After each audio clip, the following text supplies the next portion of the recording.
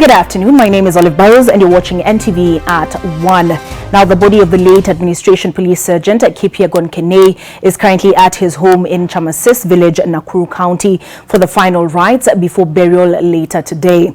Kenei, whose body was found lying at his Imaradaima home on February the 20th with a single bullet wound to the head, was first pronounced as having taken his life, but an investigation into his death showed that he had been murdered. The late officer was part of the security team at the office of the Deputy President, William Ruto, who is among a group of leaders who are attending that burial. Our very own Bridget Singana is attending that burial and will be listening in on those events in a little while. Next to the coronavirus, and the disease continues to march through the world in a surge of infections and rising death tolls amid a crushing global economy. The United Nations Framework for Convention for Climate Change has now postponed indefinitely the Africa Climate Week. And that was set to happen in Kampala next month, and that is due to COVID-19 fears. Another climate meeting, this time in Bonn, Germany, has also been put on ice. Africa had initially registered the lowest count of COVID-19 infections globally, but recent tolls have portrayed a steadily increasing number of coronavirus infections. The latest toll stands at 45 confirmed cases, with 4 sub-Saharan African countries confirming their first coronavirus cases.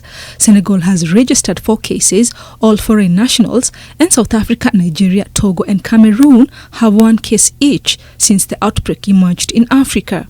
The global economy is hurting after uncertainty created by the coronavirus saw global stocks tumble and oil prices collapse on Friday.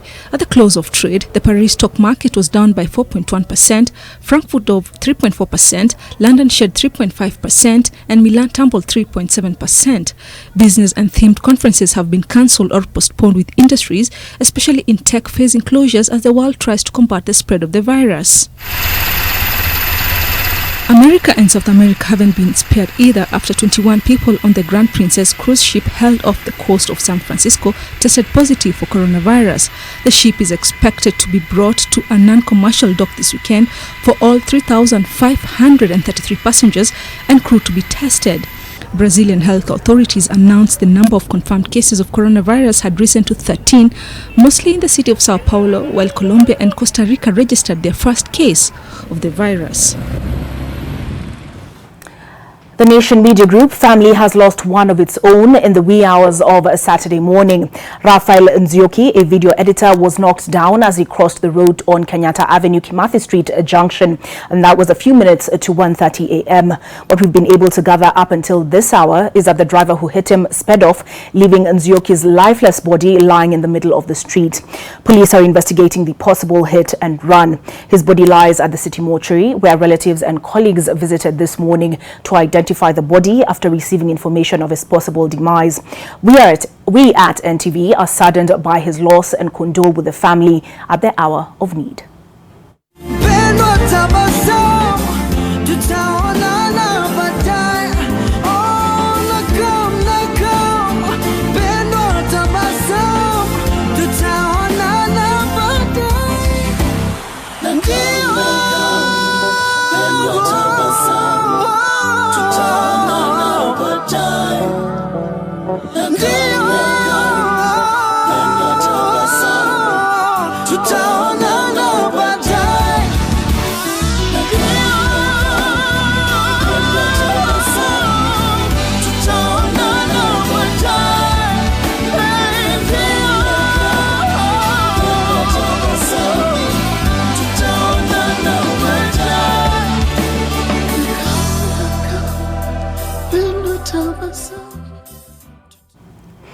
I can personally testify that it was an honor to work with Raphael. He was an incredible talent, and his death is a tremendous loss for the Nation Media Group.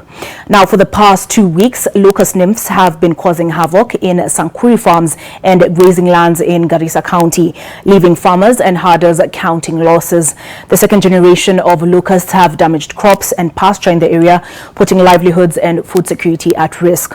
According to farmers in Garissa County, the county is doing little to control the pests. Salah Muhammad reports. The newly hatched locust nymphs are rapidly spreading. For the last 2 weeks, the millions of baby locusts have become a nightmare for residents and farmers in Sankuri Division, Balambala Sub-County. The insects have eaten crops and grazing lands. Paka inakula meembe, ndimu, machungwa, zote mpaka inakula kwa ndizi. Tuko na shida hapa. Hakuna kitu hata madhenge hiki tunakula. The second generation of locusts that are in the hopper stage have destroyed land in Taleh, Tasbih, Alolei and Lehele farms, destroying pasture land in Raya, Shabah and Sankuri, putting livelihoods and food security at risk. Kini mimi nilionelea ni kama hata asikufi. Tunaspray bado wanaruka, lakini ni wengi. Ile kitu bado sasa iko kidogo kidogo. Kama inakuwa kubwa sasa atakula mingi.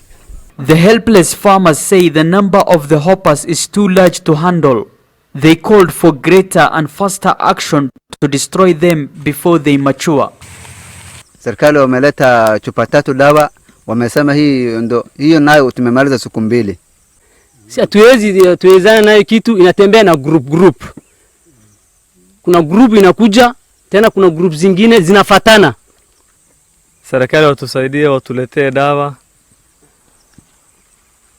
ambaye tuwezana na hiyo inzige sasa. The locals are now worried that if uncontrolled, the locust will cause them worse damage than the droughts and floods that hit the area last year. Salah Mohammed, NTV, Shabah, Garissa County.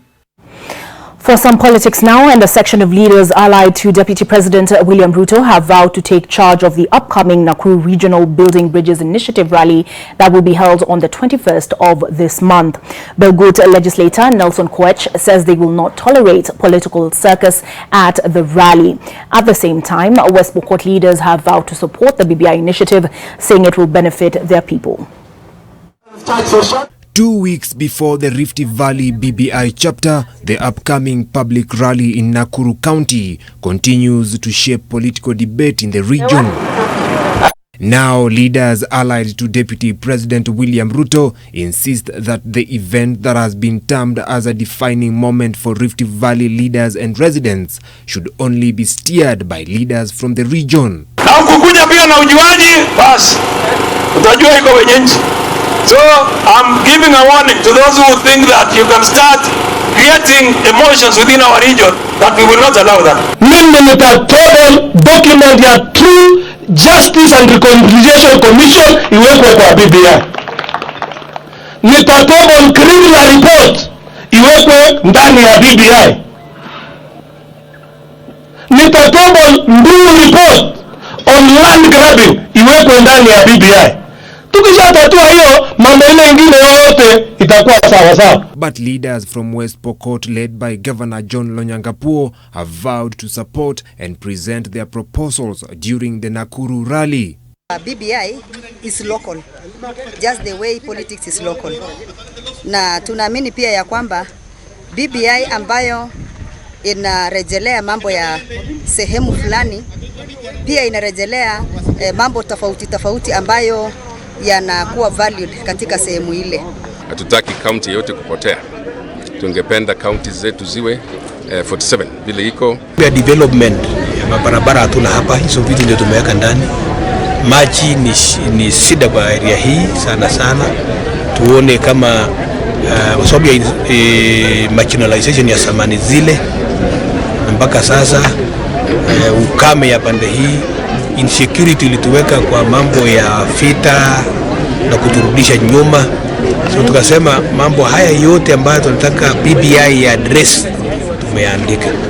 At the same time, a section of religious leaders from President Uhuru Kenyatta's backyard have warned leaders from the region against disrespecting President Uhuru Kenyatta. It is absurd that even an elected leader from this area can stand up to contradict the leadership of our president.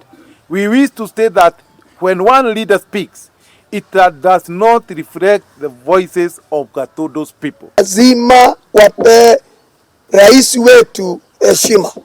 Hata wao walichaguliwa kwa sababu ya Rais Uhuru Muigai Kenyatta. Wengine hawangeingia The clergy have said that the BBI, as initiated by President Kenyatta, should not be manipulated by selfish leaders whose interests are to divide Kenyans. Vincent Oduor, NTV. The National Environment Management Authority has ordered Kibos Sugar Company in Kisumu to stop further operations until it has installed an effective air pollution control system.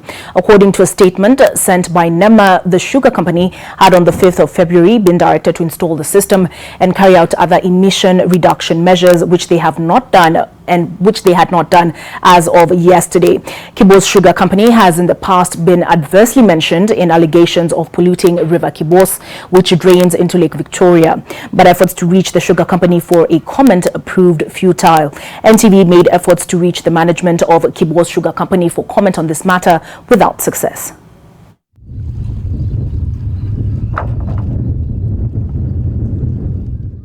Time to pay the bills, but we'll be back shortly.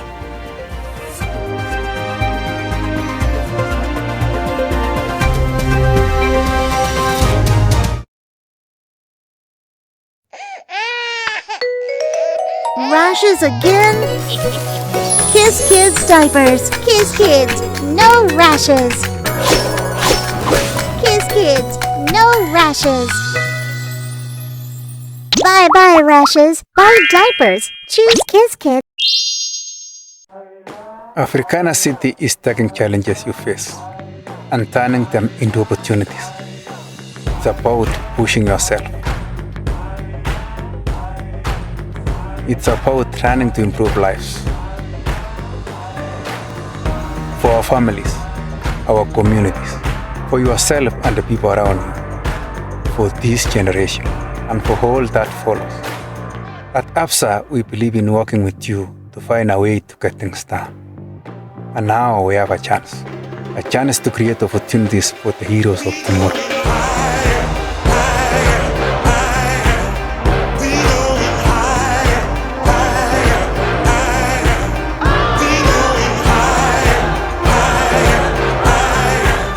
Join us in the Touch of Possibilities Run as we celebrate the bright future of Kenya. We love Africana City.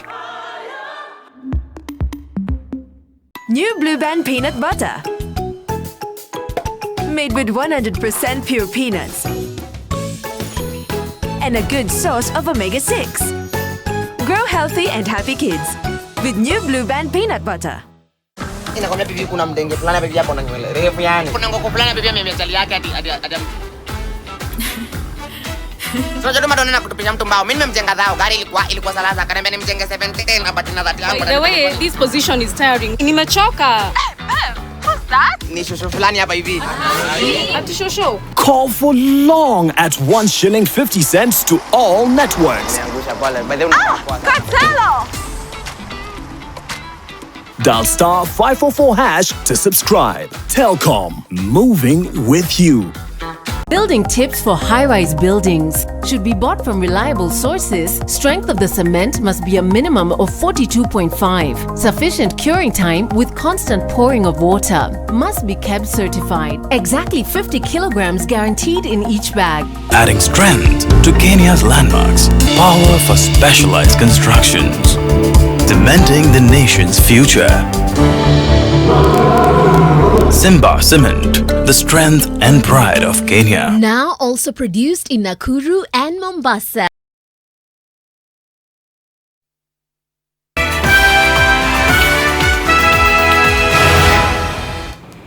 Welcome back to NTV at 1, and we return with news coming out of Kilifi County. Now, a practice by mine workers to defecate in the open is cause for concern for residents of the county, who now say that a health crisis could be lurking in Magarini. Lack of enough toilets has been termed as the major reason for the choice for people to relieve themselves out in the open. The workers, who also view their actions as a possible threat to their own health, say that they have no other choice and are now urging the firm to provide alternative means for the salt workers to relieve themselves. Cynthia Wainaina, the compliance officer at Crystalline Salt, has warned of a possible outbreak of disease as their actions are a health hazard and might result in losses for the salt company. However, the salt produced so far is said to have met most of the health and safety standards and is safe for human consumption.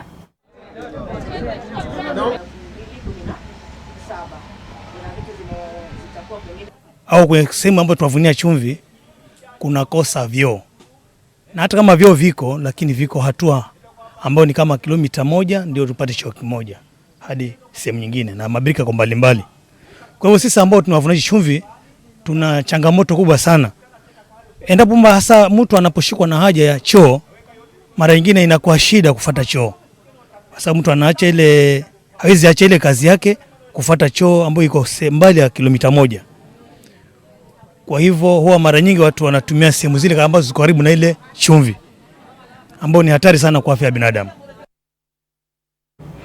Murang'a Governor Mwangi wa Iria stormed a meeting hosted by Murang'a Senator Irungu Kang'ata to protest what he claimed as disrespectful attacks towards him by certain MPs from central Kenya. Wairia claimed that a meeting at Jogo Kimaika organized by avocado brokers and Senator Irungu Kang'ata over the Avocado Processing and Marketing Bill 2020, which seeks to regulate the avocado sector. At that meeting, leaders accused him of wanting to control the market out of his own interests by introducing laws that they describe as draconian and colonial. In Murang'a was full of drama, to say the least. The governor, who arrived accompanied by his supporters, stormed into the meeting where the brokers were waiting for the senator, bringing the hotel to a standstill. Before taking a seat, Wairia took to the podium to express what he termed were concerns over remarks made against him at an earlier event. According to him, all leaders must toe the line and will not allow them to continue exploiting avocado farmer. This time loud, I have dedicated to save the farmer of Murang'a from brokers and other thugs trying to invade and attack the market. We know the price of Hass avocado outside the country. If you go to a supermarket in Europe, it will not cost less than 500 shillings, one avocado. And then you have brokers coming here to buy one avocado at 5 shillings. I've simply said no. At the meeting at Jogo Kimakia, Senator Kang'ata and his team was aiming at bringing together all stakeholders to deliberate on the way forward, since the middlemen felt the bill seeks to lock them out of the avocado industry and were to share their grievances with Senator Kang'ata. He maintained that a time has come for the farmers to be delivered from the yokes of the who he termed as oppressors, saying his intention were geared in putting money into people's pockets. According to Mr. Joseph Wanjohi, the Avocado Welfare Association of Kenya chairperson, the bill sponsored by the governor is null and void, as it seeks to negate the free market ideals. Ndio tukakubaliana leo tupatane mkutano Joho tujadiliane vile hiyo bill inafinyiria mwananchi wa kawaida na wanunuaji pamoja na wakusaji. Wakati tu tulipoingia mahali tulikuwa tunaenda kwa hiyo mkutano, governor alikuja akiwa ameandamana na goons, akaharibu ile mkutano. Murang'a is the first county to formulate the bill to streamline the sector, but has twice witnessed ugly scenes leading to war of words. Holding a press briefing in the neighboring county, they vowed that they will not be cowed by his intimidation tactics. Sasa sisi tunauliza governor wa kwetu, tuangalie tabu ya avocado ni kitu gani bila kujibika kifua. They vowed to move to court to seek orders to have him blocked from interfering with the industry. It is already contrary to the Trade Act. It's already contrary to Agricultural Act. It's already contrary to government policy. And AFFA, formerly Agricultural Association, is the only body authorized to regulate. Have you taken over the provisions of AFFA, which is provided for in Section 13 of Agricultural Act? The bill also has set up a new battleground between Murang'a governor and his senator, who dismissed the bill and called on the county assembly to oppose it, warning that it will drive investors away from the market. Martin Mora, NTV, Murang'a County. I wonder how many meetings on avocados the governor can possibly storm. Now, women in Korinda GK Women Prison in Busia County were treated to a fun day ahead of the International Women's Day this Sunday. During the celebrations, the inmates were provided with entertainment to break the monotony of prison life and provide a chance to laugh, dance, and interact with visitors.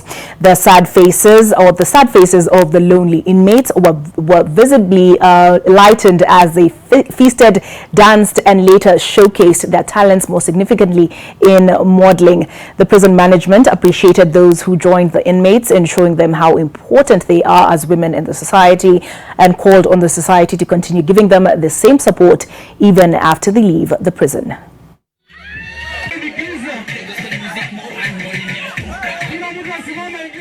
Sherehe leo imekuwa mzuri, imekuwa mwafaka. Tumeweza kukua na netball. Even though niko kwa case, but it doesn't matter. I'm okay. We can play. We feel at home, you see. It makes the inmates feel like they are still part of the society, because as we are celebrating the International Women's Day, even the society outside is celebrating the International Women's Day. So the inmates are not left behind. Wakiwa hapa magereza, wakiwa huko nje, wakiwa kwa society, tunawaunga mkono na kuwasupport ili waweze kuachieve kama vile wanaume wanaachieve. Wakati hawa mama ambaye wametoka katika magereza yetu waende huko nje, wasiende kuwasahau hii mambo ambayo wamefunzwa hapa ndani. As I mentioned at the start of this bulletin, the late Sergeant Kipyegon Kenei is being buried at his Nakuru home. Deputy President William Ruto, for whom he worked, is at that event and is speaking now. Kazi yake ya kujitolea, aliwahudumia wote, na hakuna hata wakati mmoja nilipata malalamiko kutoka kwa wageni walinitembelea. Therefore, without a doubt, I can say that he was a great professional and an asset in my office.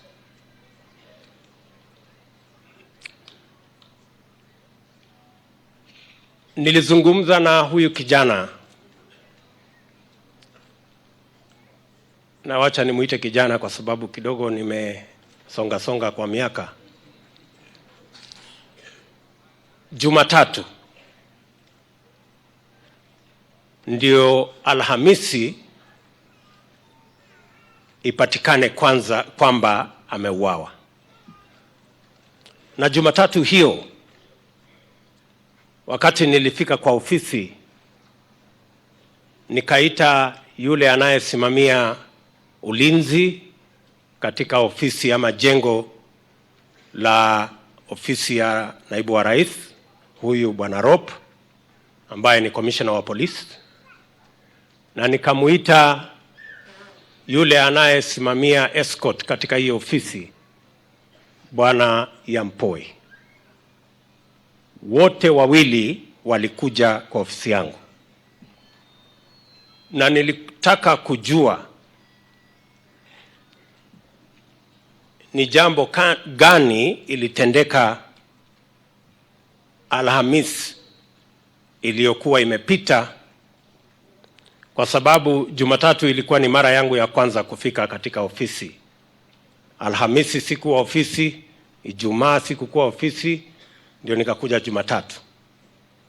Hawa wawili walikuja wakani brief, wakaniambia kulitokea hivi, kulitokea hivi, kulitokea hivi, mpaka wakaniletea CCTV, akaniambia ilikuwa namna hii, ilikuwa namna hii, ilikuwa namna hii.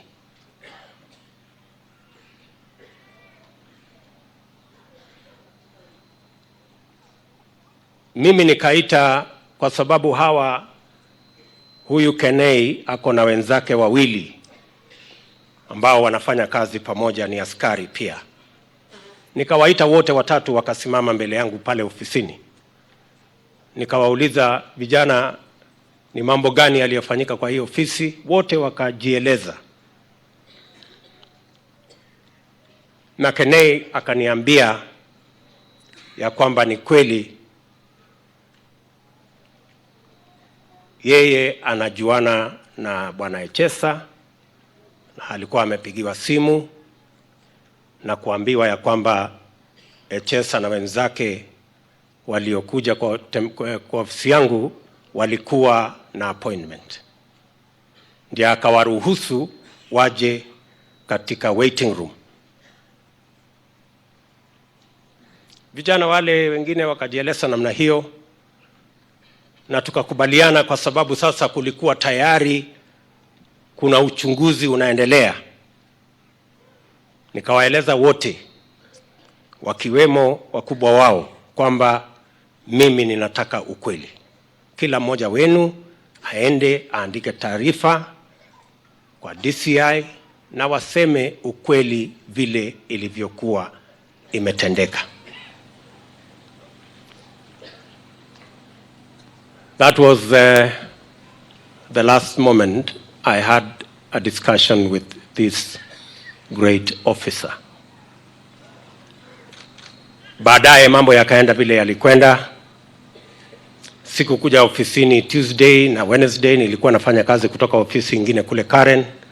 Wakati nilikuja Thursday asubuhi tena kama saa 4 saa 5, nikaita tena wale wasimamizi katika ofisi yangu kutaka kujua progress ya vile uchunguzi inaendelea, kwa sababu yale yalikuwa yamefanyika katika ofisi yangu kwamba eti kuna kandarasi fake ambayo ililetwa ikasainiwa kwenye ofisi yangu na ikaniweka matope nyingi. Nilikuwa nataka kujua ukweli wa hayo maneno ni gani. Wakanieleza vile ilikuwa imeenda na kwamba Kenei hakufika kuandika taarifa, simu yake haikuwa inapatikana na walikuwa wameanza kumtafuta. Mimi mwenyewe nikachukua simu nikauliza huyu Kenei, kwa sababu sikujua ya kwamba huyu Kenei ni mtoto wa mzee Chesang. Huyu mzee Chesang na waziri Chelugui wamekuja mpaka nyumbani kwangu Sugoi,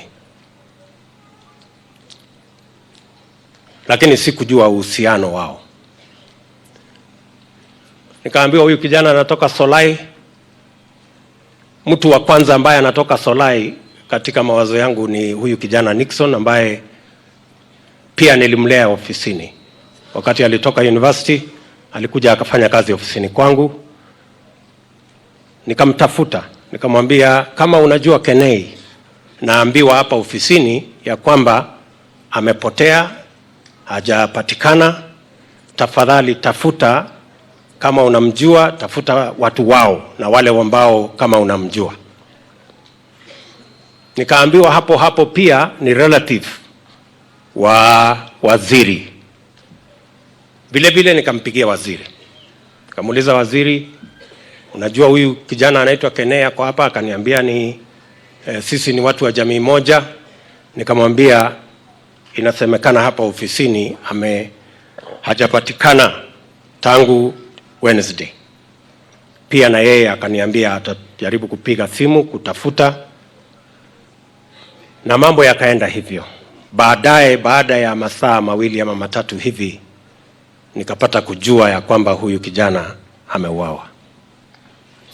Na mimi nataka niseme kwa familia, poleni sana, na poleni kwa watu wa hapa Solai.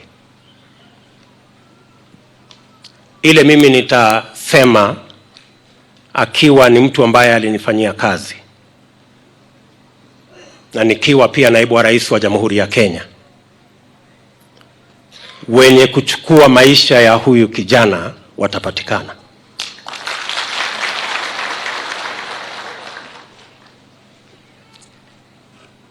Wenye kumuua huyu kijana hawatapata amani mpaka wajisalimishe ama wapatikane, waadhibiwe. Na mimi nawauliza wale wote wahusika,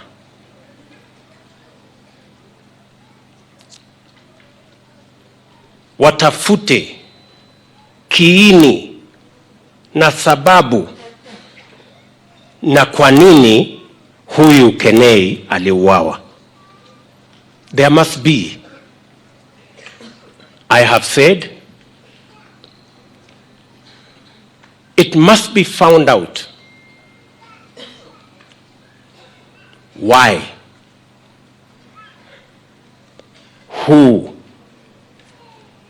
and how was this man, how was he, aliuawa na nani? Lazima ipatikane. Lazima ipatikane. Na ningependa kusema hivi, wakati tuko na huzuni mingi ya kupotea ama kuuawa kwa huyu kijana,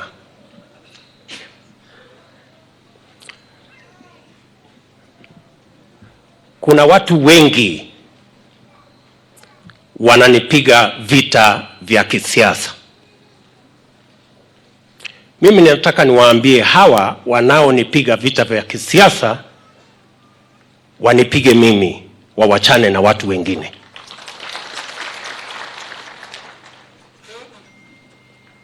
Na mimi nataka niulize, nikiwa mahali hapa leo, wale waliopanga njama eti kuna ununuzi wa mabunduki na hiyo njama ikazungushwa, badala ya kuenda mahali ambapo mambo ya mabunduki ya jeshi inafanyika kule DOD, wakaizungusha wakaileta kwa ofisi yangu, wakajumuisha huyu kijana katika hiyo njama, na dakika chache baada ya kutoka kwa ofisi yangu wale wakashikwa, dakika 10 hivi baada ya kutoka kwa ofisi yangu. Mimi nataka niwaulize maswali. Kama ilikuwa inajulikana kuna njama hii ya ununuzi wa mabunduki na ilikuwa inafuatwa, mbona walikubali hiyo njama iletwe kwa ofisi yangu, huyu kijana aingizwe ndani, baadaye dakika chache wale washikwe, na baadaye huyu kijana akauawa? We want to know. Kwa sababu mtu mmoja ambaye angetuambia, kwa sababu alikutana na hawa wakora wazungu pamoja na mageneral fake waliokuja kwa ofisi yangu, mtu ambaye angetuambia ukweli ni huyu jamaa wamemuua.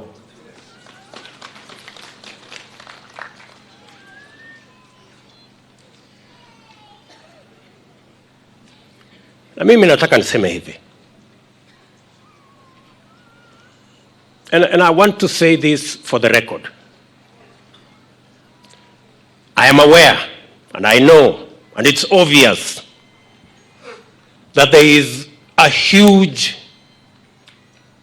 scheme that has been orchestrated to demean and to destroy my office and to ensure that I do not get anywhere. That I know, and it is rather obvious. Those executing this scheme, this elaborate scheme to undermine and destroy my office and ostensibly to stop me using all these schemes, I want to tell them they may have the system. They may have whatever they have. But I want to tell them we have God. And the blood of this innocent Kenyan will not go scot-free.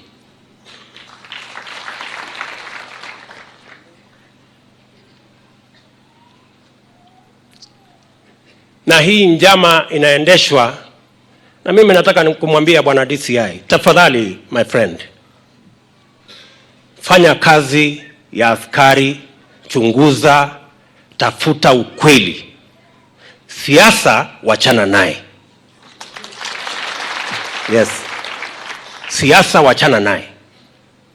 Kwa sababu hii njama inaundwa ya kisiasa.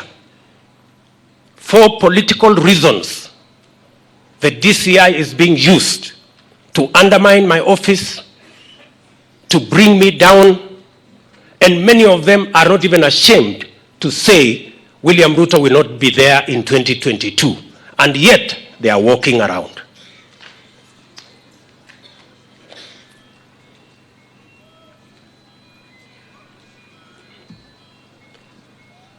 This man lying here was my officer.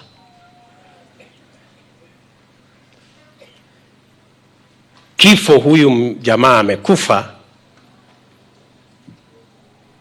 ni kwa sababu ya mambo haya yanayozungushwa. Na ndio mimi nasema kama imefika mahali hapa,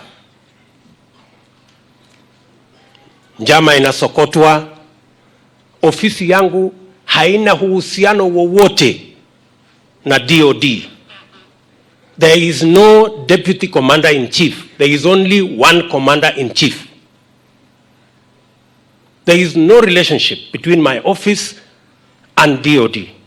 There can never be a relationship of procurement of guns around my office. What is this? Na sasa imefika hata ile njama ya kuuza ama kununua bunduki fake. Na haya mambo yote, wale waliohusika na huyo ununuzi wa bunduki na majenerali bandia hawaonekani. Ile inaonekana ni ofisi ya Deputy President. My friends, please give us a break. Baba, mimi nataka nikueleze kijana huyu, damu yake, wale waliomuua kwa sababu yoyote hawawezi kuwa na amani mpaka tuwapate.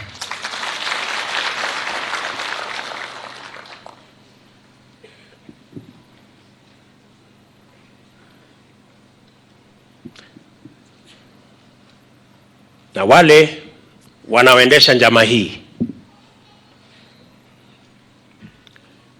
nataka niwaeleze ya kwamba pengine waniue mimi, lakini sitarudi nyuma.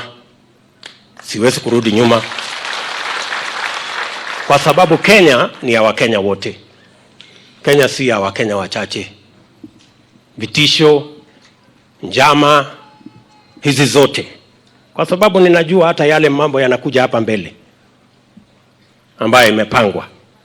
But I am ready for it. I am ready for it. Kama muliua huyu ndio munitishe, mimi nataka niwaambie damu ya huyu itawaandama, hamutapona.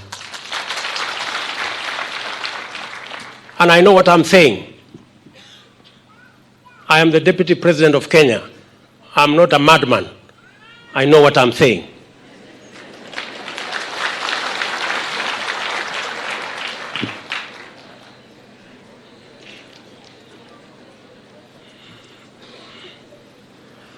Kwa hivyo wale wanapanga hizi tunjama eti watanipiganisha mimi na jamii yangu, shauri yao. So watu wa Solai, poleni. Poleni that this young man had to pay the ultimate price. Na mzee, mimi nataka nikuambie wewe kama baba yetu, utulie.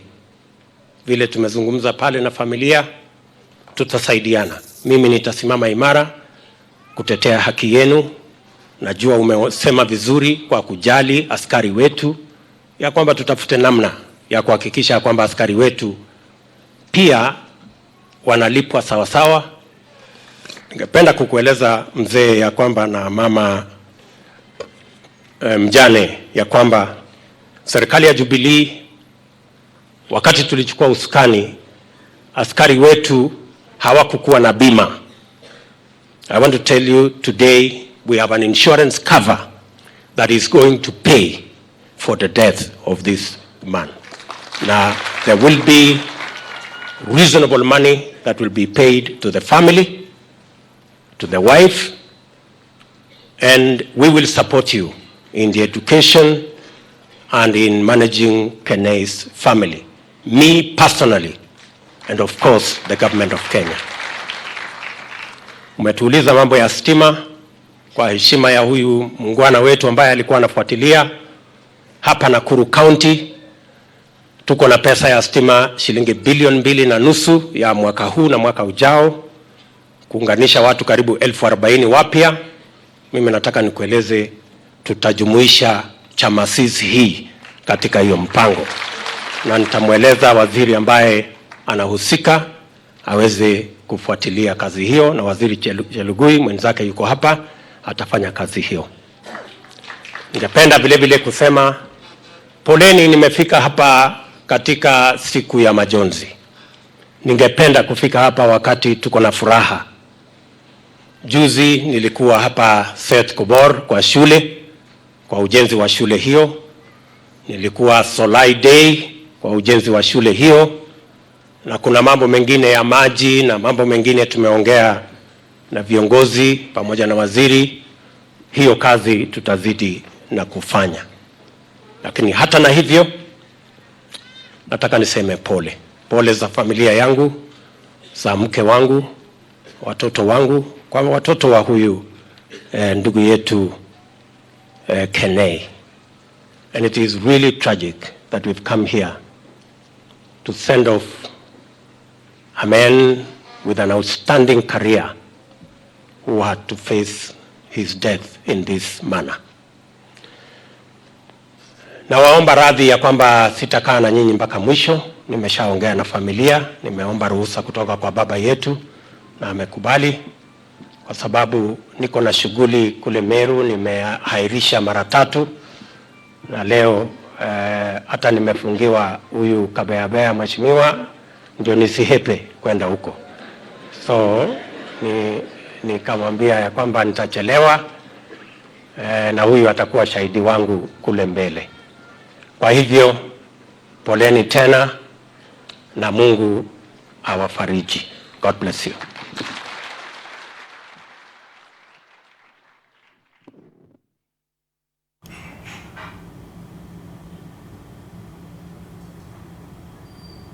Mic testing, mic testing.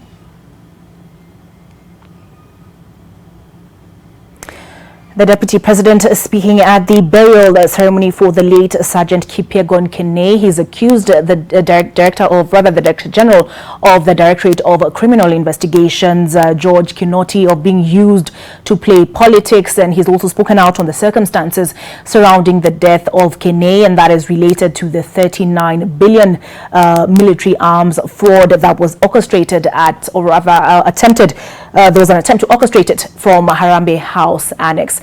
That's it for NTV at 1. More on what the Deputy President had to say on the subject in our subsequent bulletins at 7 and 9 p.m. My name is Olive Burrows, and again our condolences to the family and friends of our colleague Raphael. That's it for NTV at 1.